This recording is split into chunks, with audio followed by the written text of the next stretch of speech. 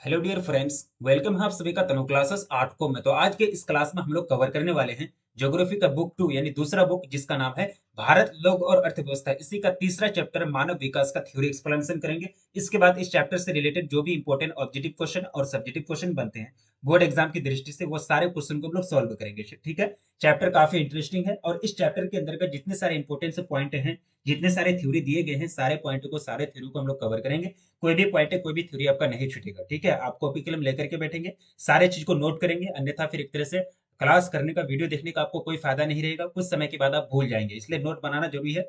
और नोट बना करके सारे चीज को याद करेंगे, तभी आपका इस चैप्टर से रिलेटेड बोर्ड एग्जाम में क्वेश्चन आंसर सॉल्व हो पाएगा। ठीक है। चैप्टर काफी इंटरेस्टिंग है, तो चलिए स्टार्ट करते हैं। तो चैप्टर जो है इसके अंतर्गत हम लोग सिर्फ मानव के बारे में पढ़ेंगे और मानव का विकास कैसे होता है, क्या क्या इफेक्ट पड़ता है, कौन सा कारक पर डिपेंड करता है मानव विकास, वो सारे चीज को हम लोग पढ़ेंगे। ठीक है। तो शॉर्ट में आपको बताया जा रहा है कि इस चैप्टर के अंतर्गत हम लोग मानव विकास के अर्थ, सार्थक जीवन क्या होता है, एचडीआई, और मानव विकास भारत में क्या है स्थिति मानव विकास की, ये सारे चीज का हम लोग अध्ययन और विश्लेषण करेंगे। स्टडी तो करेंगे ही और विश्लेषण भी करेंगे, यानी एक तरह से देखेंगे कि किसका किस पर इफेक्ट पड़ता है, मानव विकास क्यों कम होता है, मानव विकास क्यों ज्यादा होता है, ये सारे चीज का हम लोग व्याख्या करेंगे। ठीक है। तो देखिए, सबसे चैप्टर का नाम है मानव विकास, तो सबसे पहले आप ये समझ जाइए कि मानव विकास क्या होता है। सिंपल से एक शब्द में या फिर एक वाक्य में आपको अगर कहें कि मानव के जीवन में सकारात्मक वृद्धि जो होती है, वही क्या कहलाता है, मानव विकास कहलाता है। सारे क्षेत्र में, राजनीतिक क्षेत्र में, सामाजिक क्षेत्र में, आर्थिक क्षेत्र में, तो सारे क्षेत्र में अगर मानव अगर सकारात्मक रूप से आगे बढ़ रहा है, मानव की हर एक दशा सकारात्मक वृद्धि हो रही है हर एक दशा में, तो वहां हम क्या कहेंगे कि मानव का विकास हो रहा है, मानव का जीवन अच्छाई की ओर बढ़ रहा है। ठीक है। मानव का जीवन अच्छाई की ओर बढ़ रहा है, तो उसी को बोलेंगे मानव विकास यानी ह्यूमन डेवलपमेंट। ठीक है। मानव विकास मानव के विकल्पों में वृद्धि है। कहने का मतलब ये कि मानव के पास कोई एक विकल्प नहीं, हजारों विकल्प हैं। जैसे कि शिक्षा के क्षेत्र में तो बहुत सारे विकल्प पड़े हुए हैं। ठीक है। कोई इंजीनियरिंग में जा सकता है, कोई डॉक्टरी में जा सकता है, मतलब ऑप्शन हैं, विकल्प हैं। तो मानव इससे क्या हुआ कि मानव का विकास होगा। ठीक है। शिक्षा के क्षेत्र में जाएंगे, डॉक्टर निकलेंगे। इंजीनियरिंग के क्षेत्र में जाएंगे, सिविल इंजीनियर निकलेंगे। ठीक है। तो बड़े बड़े बिल्डिंग, अच्छे अच्छे बिल्डिंग बनेंगे, बड़े बड़े डॉक्टर बनेंगे। ठीक है। तो इससे क्या होगा कि मानव का विकास होगा। जब अगर मानव के विकल्पों में अगर वृद्धि होगी, तो मानव का वहां ऑटोमेटिकली क्या होगा, उसके सामने बहुत सारे रास्ते खुल जाएंगे, बहुत सारे विकल्प खुल जाएंगे। ठीक है। तो ये क्या कहलाएगा, मानव विकास कहलाएगा। ये भी एक पर शॉर्ट परिभाषा है कि मानव विकास मानव विकल्पों में वृद्धि है। ठीक है। मानव विकल्पों में वृद्धि क्षमताओं का निर्माण तथा उसके जीवन में सुधार को कहते हैं। ये सिंपल सी परिभाषा। ठीक है। यानी क्षमताओं का निर्माण, मानव के अंदर क्षमता का निर्माण होनी चाहिए, कैपेसिटी का निर्माण हो। अगर मानव के अंदर क्षमता का निर्माण हो रहा है, तभी हम वह कहेंगे कि मानव विकास हो रहा है। ठीक है।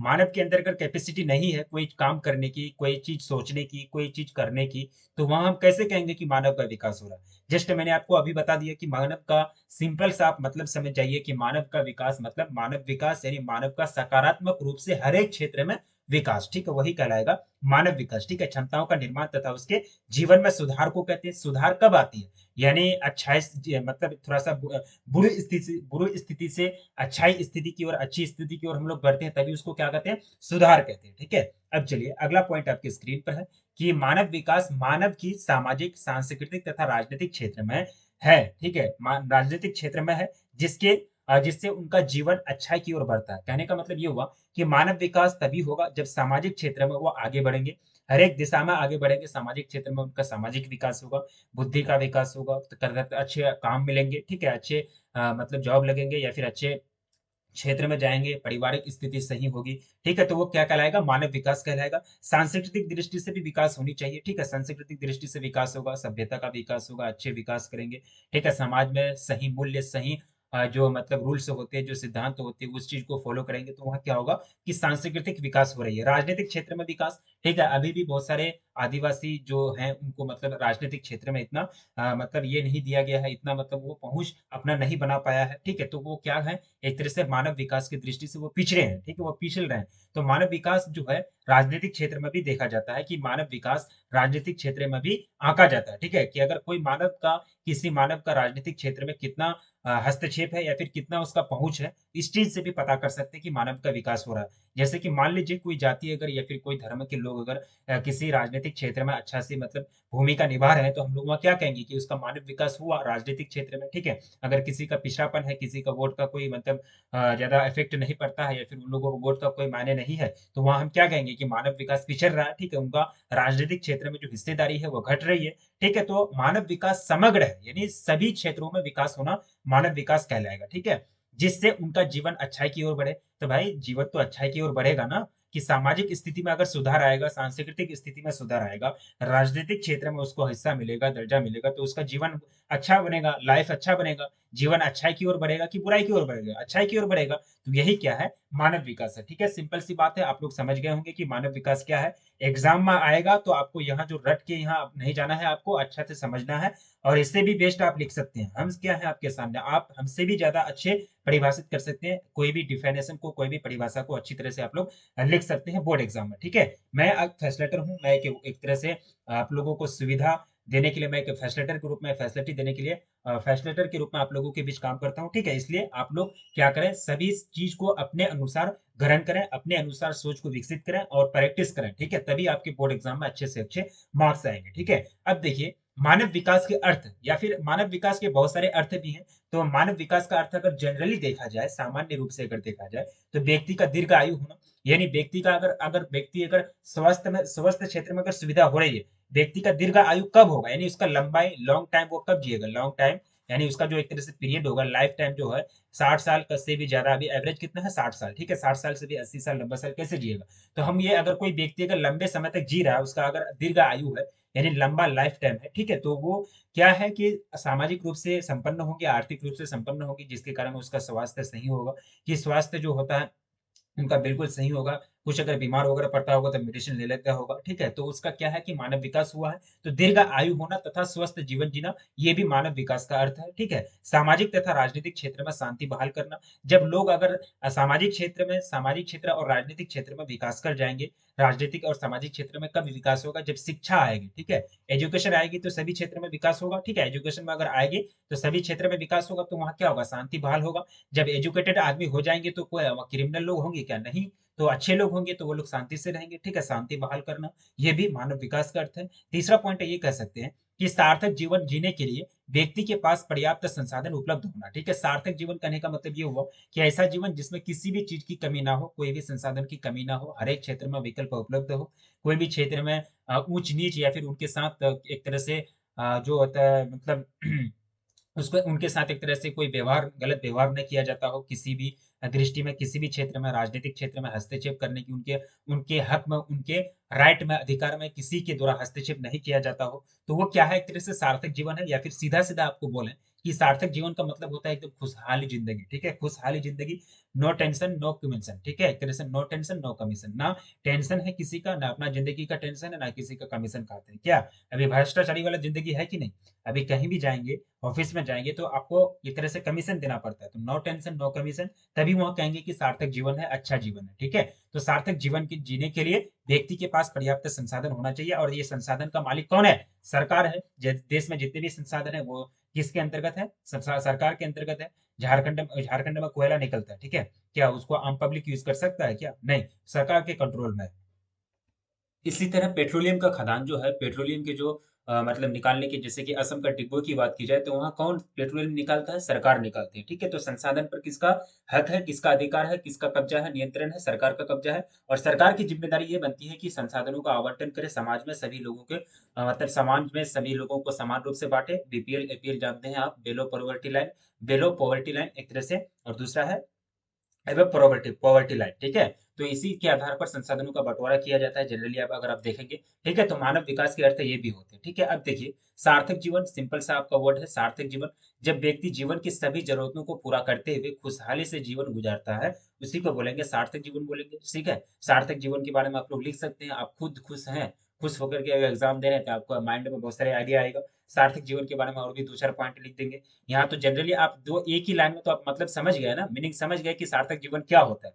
तो आप अगर समझ गए तो आप अपने से खुद लिख सकते हैं, 10 लाइन 15 लाइन तक लिख सकते हैं, ठीक है। तो यहाँ अगर हम सब चीज अगर बताएंगे तो फिर आप लोग एक तरह से सभी चीज को नोट नहीं कर पाएंगे, इसलिए जो इंपॉर्टेंट बनता है सारा चीज को आप लोग देते हैं, मतलब एक तरह से ऐसा पॉइंट आपको बताते हैं जिससे आपका 10 पॉइंट बने, ठीक है। ऐसा पॉइंट हम बताते हैं जिससे बोर्ड एग्जाम में आप 10 पॉइंट लिख सकते हैं, ठीक है। तो ये आपको याद रखना है और इसी तरह से आपको सभी चीज को कवर करना है, ठीक है। इससे पहले चैप्टर 1 और चैप्टर 2 को कवर कर लीजिएगा, ये आपका चैप्टर 3 है, ठीक है।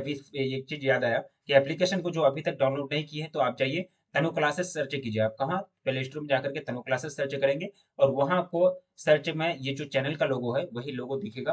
तनु क्लासेस जो ऐप है उसको डाउनलोड करके रखेंगे, डाउनलोड कर लीजिए, क्योंकि सारा पीडीएफ आपको उसी में मिलेगा, सारा पीडीएफ आप वहां से ले सकते हैं, ठीक है। जो आप अभी आपको पढ़ा रहे हैं हर एक सब्जेक्ट का, हर एक चैप्टर का, हर एक टॉपिक का, ठीक है। अब देखिए विकास और वृद्धि में अंतर क्या होता है। वृद्धि का मतलब होता है एक तरह से लंबाई में वृद्धि, हाँ एक तरह से चौड़ाई में वृद्धि, ठीक है, वेट में वृद्धि, ठीक है, यानी भार में वृद्धि। तो ये क्या है, वृद्धि है। और विकास जो होता है, विकास का मतलब ये हुआ सांस्कृतिक विकास, मानसिक विकास, ठीक है। तो वृद्धि विकास का एक रूप है, वृद्धि विकास का एक रूप है तथा विकास की सतत प्रक्रिया में छोटा सा चरण है, ठीक है। ये ऋणात्मक तथा धनात्मक दोनों हो सकते हैं, जबकि विकास किसी भी समाज, देश या विशेष क्षेत्र में एक सकारात्मक परिवर्तन है जो मानव जीवन को अच्छी तरह बेहतर बनाता है, ठीक है। यानी वृद्धि जो होता है वह सकारात्मक होता है, विकास जो होता है सकारात्मक होता है, और वृद्धि जो होता है सकारात्मक नकारात्मक दोनों होता है, ठीक है। वृद्धि को मात्रात्मक और रूप में हम लोग दर्शा सकते हैं, विकास को हम लोग नहीं दर्शा सकते, ठीक है। विकास जो है गुणात्मक परिवर्तन है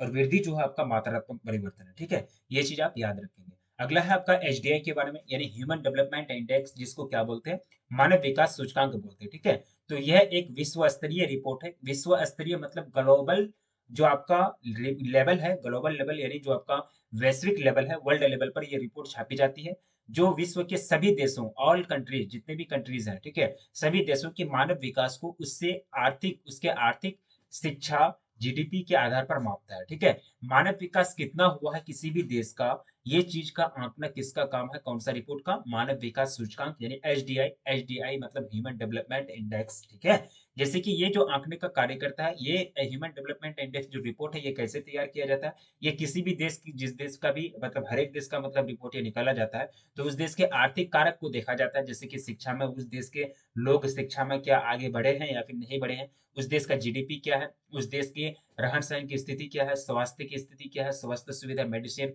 उपलब्ध है, मेडिकल सुविधा क्या है, ये सारे चीज को देखते हुए और ये आंका जाता है कि इस देश का मानव विकास कितना हुआ, ठीक है। मानव विकास खुशहाल है, मानव जो है सार्थक जीवन जी रहा है या नहीं। तो इसी के आधार पर वह रैंक दिया जाता है और वह रैंक एक लिस्ट बनाई जाती है हर एक देश का, और वो लिस्ट का नाम है मानव विकास सूचकांक। और ये लिस्ट में जो टॉप में रहता है तो समझ जाइए वो देश का जो है काफी ज्यादा विकास हुआ है, शिक्षा के क्षेत्र में, अर्थव्यवस्था के क्षेत्र में या फिर सामाजिक के क्षेत्र में, ठीक है, सारा क्षेत्र में उसका विकास हुआ। जैसे कि नॉर्वे हमेशा टॉप करता है, ठीक है, नॉर्वे हमेशा टॉप करता है और भारत को 127वां रैंक मिलता है। क्या कमी थी भारत के पास, हम लोगों के पास तो कोई कमी है नहीं, सिर्फ नेताओं की कमी है, नियत की कमी है, नेता के नियत की कमी है, ठीक है। और हम लोगों के पास संसाधन की कमी नहीं है, फिर भी हम लोग इतना पीछे क्यों हैं, ठीक है। अब देखिए एचडीआई का प्रथम रिपोर्ट 1990 में यूएनडीपी यानी यूनाइटेड नेशंस डेवलपमेंट प्रोग्राम, संयुक्त राष्ट्र विकास कार्यक्रम इसको हिंदी में बोलते हैं, के द्वारा प्रकाशित किया गया, ठीक है। 1993 ईस्वी में एचडीआई रिपोर्ट के मुताबिक परगामी लोकतंत्रीकरण और बढ़ता लोक सशक्तिकरण मानव विकास का न्यूनतम दशाएं है। परगामी लोकतंत्रीकरण और लोक सशक्तिकरण, ठीक है, यानी लोकतंत्रीकरण जो बढ़ रही है तो कहीं ना कहीं एक तरह से पार्टियां जो है वादे कर रही है, ठीक है, पार्टियां जो है सिर्फ सत्ता में आने से पहले वादे करती है, जब भी उनको कुर्सी मिल जाता है तो सारा चीज उनको भूल जाते हैं, ठीक है। तो लोकतंत्रीकरण जो है एक तरह से है, अभी लोकतंत्र हम लोग के सामने बहुत अच्छा चीज है, लेकिन लोकतंत्र इतना दिन से है फिर भी इतना अच्छा कुछ विकास नहीं है, ठीक है। तो ये कह रहे हैं कि परगामी लोकतंत्रीकरण जो है ये मानव विकास के न्यूनतम दशाएं है, ठीक है, ये आपका याद रखेंगे। अब देखिए एचडीआई रिपोर्ट कब छपा, कब कितना क्या हुआ, ये सारा चीज आपको याद रखना, ठीक है। अगला पॉइंट है कि भारत में मानव विकास, ठीक है, भारत की दृष्टि में यानी इंडिया कॉन्टेक्स्ट, भारत के दृष्टि में, भारत के कॉन्टेक्स्ट में अगर देखा जाए तो भारत में क्या मानव विकास है। अब देखिए 120 करोड़ से अधिक जनसंख्या सहित भारत एचडीआई के संदर्भ में दुनिया का यानी दुनिया का 179वां देशों में 130 के कटों में आता है। अब देखिए 180 189 टोटल कंट्री है और हम लोग आते हैं 130 में। कैसे मतलब एक तरह से हम लोग के पास संसाधन होते हुए भी हम लोग इतना आगे नहीं बढ़ पा रहे। ठीक है, अब देखिए 120 करोड़ जनसंख्या, 120 करोड़ संख्या, अधिक जनसंख्या सहित इसका इतना जनसंख्या की कमी है, न क्षेत्रफल की कमी है, न किसी चीज की कमी है, न सरकार की कमी है। सरकार एकदम बड़े बड़े नेता है, फिर भी कुछ नहीं हो पा रहा। ठीक है, यूएनडीपी द्वारा चुने गए सूचकों का इस्तेमाल करते हुए भारत के योजना आयोग ने, हम कह रहे हैं एक बात आप लोग जो भी, हम कहने का मतलब ये हुआ कि सरकार इतने अच्छे अच्छे है फिर भी कुछ नहीं हो पा रहा। मेरा कहने का मतलब ये हुआ कि भारत के पास हमेशा किसी भी चीज की कमी नहीं रही है। ठीक है, तो हम लोगों को 1947 में आजादी मिली। 1947 में जो आजादी मिली, ठीक है, तो अभी तक 53 साल उधर हो गया, अब 22 साल इधर जुड़िए। ठीक है, कितना हो गया टोटल आपका? लगभग 5 और कितना हुआ, 2 7 75 साल। ठीक है, तो हमसे 75 साल, 70 प्लस 7 दशक हम लोग टप गए, लेकिन फिर भी हम लोग का जनरेशन जो है अभी इतना विकास नहीं किया है। ठीक है, ये सब चीज है, देखना है। संसाधन होते हुए भी हम लोग क्यों विकास नहीं कर पा रहे हैं? क्योंकि यहाँ कमीशन चलता है, कमीशन। ठीक है, नो टेंशन कमीशन दोनों चलता है। जहाँ नो टेंशन चलता है और कमीशन, नो कमीशन चलता है, तो वहाँ मानव विकास कर रहा है। ठीक है, तो यूएनडीपी द्वारा चुने गए सूचकों का इस्तेमाल करते हुए भारत के योजना आयोग ने भारत के लिए एचडीआई रिपोर्ट तैयार की है। इस रिपोर्ट में राज्य तथा केंद्र शासित प्रदेशों को विशेष विश्लेषण की इकाई के रूप में प्रयोग किया गया। अब मैंने आप लोगों को पढ़ाया कि यूएनडीपी जो है वो एचडीआई रिपोर्ट तैयार करती है सभी देशों का, विश्व लेवल पर, विश्व स्तर पर। ठीक है, तो इसी को देखते हुए फिर भारत क्या किया है, भारत ने क्या किया, योजना आयोग ने क्या किया कि ये सभी केंद्र शासित प्रदेश और राज्य जो है उसको माना यूनिट मान लिया। ठीक है, उसको एक एक देश मान लिया, जैसे कि पूरा दुनिया में हर एक देश का निकाला जाता है एचडीआई रिपोर्ट, तो उसी तरह भारत का जो योजना आयोग है उसने भी मतलब केंद्र शासित प्रदेश और राज्य को बांट करके एक मतलब विश्लेषण की इकाई के रूप में बांट करके सभी का क्या किया, एचडीआई रिपोर्ट तैयार किया। ठीक है, राज्य सरकार ने भी मानव विकास रिपोर्ट तैयार की है, इसमें जिलों को विश्लेषण किया। ठीक है, मानव विकास रिपोर्ट वो जिला के रूप में राज्य सरकार भी है। ठीक है, राज्य सरकार यानी जो आपका स्टेट गवर्नमेंट है वो भी अब जिला को खंड करके वो भी एचडीआई रिपोर्ट निकालती है, क्योंकि एचडीआई रिपोर्ट से पता चल जाता है कि मानव विकास कितना हो रहा है, कितना नहीं हो रहा। बहुत बड़ा रिपोर्ट है, इसमें बहुत सारी चीज आके जाते हैं, बहुत सारी चीज फैसला पक्ष को जोड़ा जाता है। ठीक है, जिससे साफ साफ दिख जाता है कि मानव का स्थिति क्या है, मानव का सामाजिक स्थिति, राजनीतिक स्थिति और आर्थिक स्थिति क्या है, ये सारा चीज इसमें झलक के मतलब एक तरह से पूरा स्पष्ट पता चल जाता है मानव विकास सूचकांक यानी एचडीआई रिपोर्ट से। ठीक है, अब देखिए एचडीआई का स्कोर यूएनडीपी द्वारा जारी किया गया 0 से 1 के मध्य होता है। ठीक है, एचडीआई के स्कोर जो होता है 0 से 1 के बीच होता है हमेशा। ठीक है, 2011 में भारत का स्कोर जो है 0.640 रहा है। ये चीज आपको याद रखना है। ठीक है, अगला पॉइंट हमसे कह रहा है कि वर्ष 2011-12 के बीच, यानी 2011 से 12 में गरीबी रेखा से नीचे यानी बेलो पॉवर्टी लाइन यानी बीपीएल रहने वालों लोगों की जो प्रतिशत है, ग्रामीण क्षेत्रों में 25.7% तथा शहरी क्षेत्रों में 3.7% और संपूर्ण देश में जो है 21.9% के रूप में अनुमानित किया गया।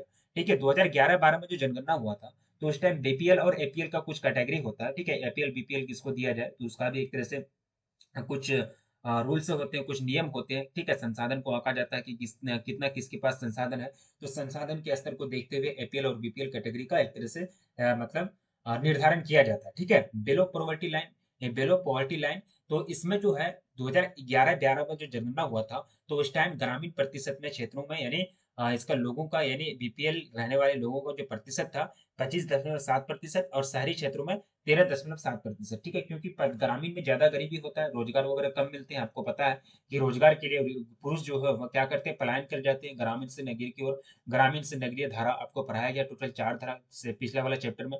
ठीक है, अगर आपको याद है तो सारा चीज आपके दिमाग में आता होगा। ठीक है, तो इतना क्षेत्र जो है 13.7% आपका क्षेत्र है। ये जो है मतलब एक तरह से बीपीएल वाले लोग शहर में निवास करते हैं और 21 टोटल अगर संपूर्ण देश की बात की जाए तो 21.9% के रूप में अनुमानित किया गया। ये भी देखिए अनुमानित किया गया, मतलब ये एक्यूरेट डेटा नहीं है। वैसे भी एक्यूरेट डेटा तो नहीं निकाला जा सकता, लेकिन फिर भी कुछ तो दे सकते हैं, लेकिन ये अनुमानित डेटा है तो इसी को मान को आपको चलना है। ठीक है, एनसीईआरटी के अकॉर्डिंग आपका यही पॉइंट दिया गया है। अब देखिए अगला है आपका भारत स्वच्छ मिशन, सॉरी स्वच्छ भारत मिशन। ठीक है, तो भारत सरकार ने देश को प्रदूषण मुक्त बनाने के विचार से स्वच्छ भारत मिशन अभियान चलाया। ठीक है, यानी मिशन बोला या फिर अभियान बोला, ठीक है, अभियान चलाया जिसके उद्देश्य निम्न है। सबसे पहला उद्देश्य है कि देश के लोगों को खुले में शौच से मुक्ति दिलाना। आपको पता है कि अगर खुले में शौच करेंगे तो क्या होगा? एक तरह से जो भी बीमारियाँ होंगी, सारा चीज़ बीमारी इसी से फैलेगा। शौचालय का निर्माण करना, नगर निगम के ठोस कचरे का वैज्ञानिक विधि से निपटान करना, ठीक है? अगर नगर की बात की जाए तो नगरीय क्षेत्र में जो है, ग्रामीण क्षेत्र में तो पूरा कचरा निपटान करने के लिए कोई संगठन नहीं है। अगर है भी तो इतना संचालन मतलब सही ढंग से संचालन नहीं कर पाता है, सही ढंग से काम नहीं कर पाता है, ठीक है? तो नगर निगम, नगर में जो है कूड़े कचरे का अगर प्रबंधन, उसका निपटारा अगर किया जाता है, तो उसमें सबसे ज़्यादा अगर हाथ होता है तो नगर निगम वाले का होता है, ठीक है? जहाँ नगर निगम ज़्यादा एक्टिव है, ज़्यादा अगर अच्छे हैं, ज़्यादा मतलब लोग हैं नगर निगम के सदस्य वगैरह, तो वहाँ नगर में सफाई कार्य अच्छा से होता है, अच्छा ढंग से किया जाता है, अन्यथा वो भी कचरा से भर जाता है वो नगर, ठीक है? दूसरा पॉइंट है कि जल से होने वाले रोगों की रोकथाम के लिए स्वच्छ जल के प्रबंधन। स्वच्छ भारत मिशन का ये भी बहुत बड़ा मतलब एक तरह से पॉइंट है, एम है, उद्देश्य है, ठीक है? आपको पता है कि सबसे ज़्यादा अगर प्रदूषण फैलती है, तो टोटल आपको प्रदूषण जो पढ़ाया गया, जल प्रदूषण, ध्वनि प्रदूषण और भूमि प्रदूषण, मिट्टी प्रदूषण, ठीक है? मिट्टी की गुणवत्ता में कमी आना, मिट्टी प्रदूषण, ध्वनि उद्योग वगैरह चलना, फैक्ट्री वगैरह चलना, गाड़ी वगैरह चलना, हॉर्न बजाना, ऐसा ध्वनि प्रदूषण हुआ, ठीक है? उसके बाद आपका वायु प्रदूषण, CO2 की मात्रा बढ़ जाना, CO, CFC, NO2, nitrous oxide, ठीक है? ये सब का मात्रा बढ़ जाना, यानी जहरीली गैस जो मानव के लिए अच्छा नहीं है, जीव-जंतु के लिए का मतलब जीव-जंतु के अनुकूल नहीं है, तो वो गैस का अगर मात्रा बढ़ जाता है, वो हो जाएगा आपका वायु प्रदूषण, ठीक है? तो ये सारे प्रदूषणों में सबसे ज़्यादा अगर प्रदूषण अगर दूषित करता है, आदमी अगर सबसे ज़्यादा अगर प्रदूषित होता है, आदमी अगर सबसे ज़्यादा मतलब बीमारी फैलता है आदमी में, तो वो जल प्रदूषण के कारण फैलता है। क्या करें? जल प्रदूषण के कारण वो बीमारी फैलता है, ठीक है? जैसे कि डायरिया हो गया, मलेरिया हो गया। डायरिया हो गया एक प्रकार का जल प्रदूषण से होने वाला क्या प एक तरह से रोग है, ठीक है?